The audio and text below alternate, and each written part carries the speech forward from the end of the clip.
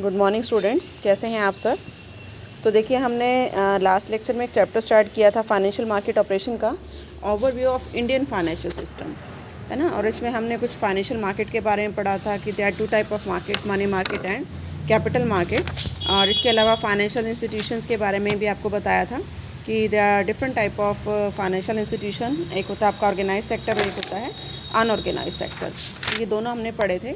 अब उसके बाद देखिए नेक्स्ट हमारा जो टॉपिक है वो आता है second one is financial institution के बारे में हमने पढ़ा था। सेकंड आता है नॉन बैंकिंग फाइनेंशियल कंपनीज़। तो ये भी हमारे फाइनेंशियल सिस्टम का पार्ट है कि नॉन बैंकिंग फाइनेंशियल कंपनी भी जो है वो उसी तरह से जो है मनी को एक्सेप्ट करती है, डिपॉजिट को एक्सेप्ट करती है और लोन भी प्रोवाइड करती है। तो जनरली ये जो डिपॉजिट एक्सेप्ट करते हैं वो 1 to 5 ईयर्स की मैच्योरिटी पीरियड का होता है और इसके अंदर बहुत सारे इंस्टीट्यूशंस आती हैं। अब देखिए इसमें भी 2 पार्ट्स हैं नॉन बैंकिंग फाइनेंशियल कंपनीज़ के। एक तो है डेवलपमेंट फाइनेंशियल इंस्टीट्यूशन और एक आता है नॉन बैंकिंग फाइनेंशियल एंटिटीज़।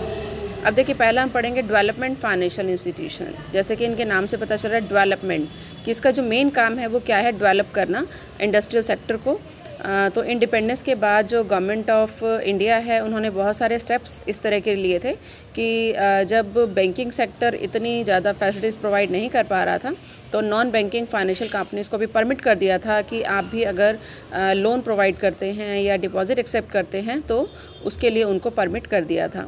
तो बहुत सारी इंस्टीट्यूशंस थी जो इसको लेकर काम कर रही थी।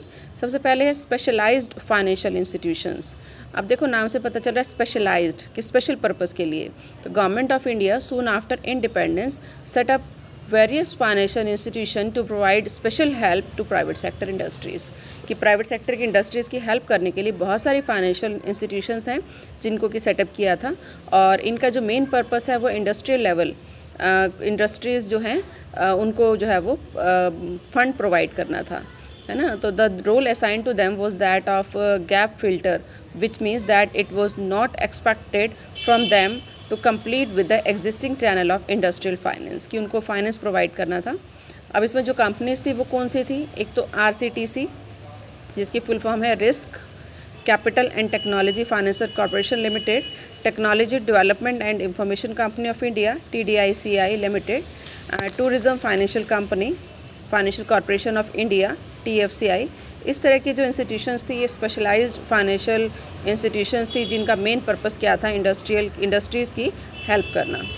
और second all India development bank, ये भी एस्टेब्लिश किए गए थे आफ्टर इंडिपेंडेंस, कि जब देखा कि इंडस्ट्रियल डेवलपमेंट करना बहुत ज़रूरी है तो उसके लिए डेवलपमेंट बैंक कुछ एस्टेब्लिश किए गए जो अभी भी आप जिनके नाम सुनते ही हैं, जैसे IDBI है, ICICI है ना, SIDBI है, SIDBI है ना। इनका जो मेन पर्पस है वो यही था, इंडस्ट्रियल डेवलपमेंट करना। और एक स्टेट लेवल पर भी कुछ बैंक एस्टेब्लिश किए गए थे, स्टेट लेवल डेवलपमेंट बैंक, जिसमें आता है स्टेट इंडस्ट्रियल डेवलपमेंट बैंक, है ना, SIDC, SFC, HSIDC, HFC। ये अभी भी इंडस्ट्रियल सेक्टर की हेल्प करने के लिए काम कर रहे हैं।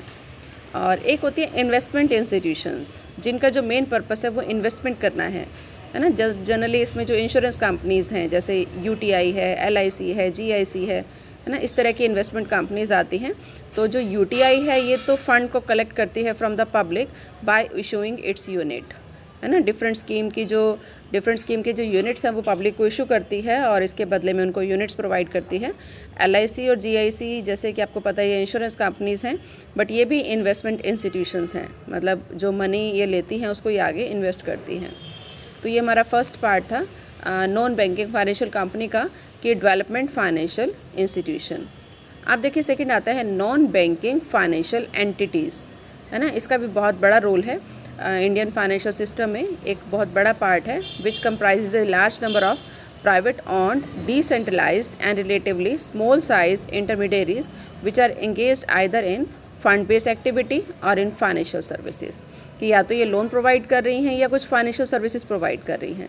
इस तरह की जो एंटिटीज़ हैं, है ना। तो अब ये बता रहे हैं कि जो पहले वाली कंपनीज़ हैं वो तो फाइनेंशियल कंपनी है और जो ये हैं ये फाइनेंशियल सर्विस कंपनीज़ हैं जिसका मेन पर्पस सर्विसेज प्रोवाइड करना भी है।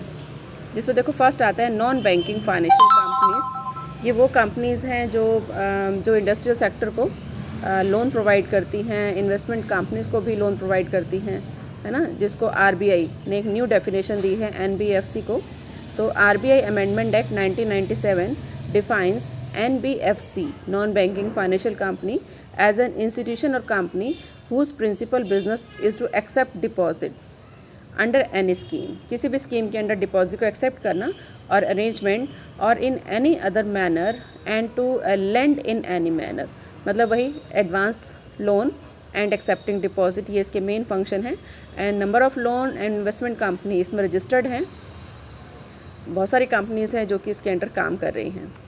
उसके बाद सेकंड आता है रेजिडरी नॉन बैंकिंग कंपनी, है ना, ये भी residuary non banking company RNBC एक ऐसी कंपनी है विच रिसीव्स एनी डिपॉजिट, जो कोई भी डिपॉजिट एक्सेप्ट करती है आइदर इन वन लमसम, एक अमाउंट में, या इंस्टॉलमेंट में, बाय वे ऑफ कंट्रीब्यूशन की फॉर्म में इंस्टॉलमेंट में भी एक्सेप्ट करती है, या बाय सेल ऑफ यूनिट्स और सर्टिफिकेट्स और एनी इंस्ट्रूमेंट और in any other manner according to the definition contained in NBFC 1977, है ना। तो ये हमारी कहलाती है रेजिडरी नॉन बैंकिंग कंपनी। इसका जो मेन पर्पस है, जस्ट ये कोई इंश्योरेंस कंपनी नहीं है या कोई लीजिंग कंपनी नहीं है, इसका जो मेन पर्पस है वही है कि फाइनेंस प्रोवाइड करना, है ना। तो इसलिए हम इसको क्या कहते हैं, रेजिडरी नॉन बैंकिंग कंपनी।